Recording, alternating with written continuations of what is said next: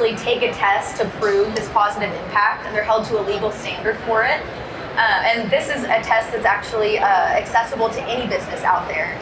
It's called the IBIE Impact Assessment, and it's the most credible tool a company can use to measure its impact across these 5 categories: workers, community, environment, customers, and governance. And this is something that I think is really cool about the B Corp framework, is that being a force for good can seem like this really crazy abstract goal, but this actually breaks it down into tangible steps that we can all take to improve our impact. And it's kind of broken down into 3 different steps. First, assess where you're at. 2, compare your results to other businesses in your sector, country, and then actually taking steps to improve. Now, with this model, the B Corp movement has really exploded.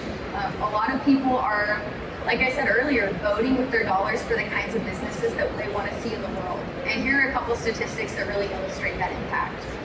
70% of consumers believe it's important for brands to take a public stand on social and political issues. And more than half of Gen Z, the youngest demographic of consumers, will pay an average of 48% more for products from a purpose-driven brand.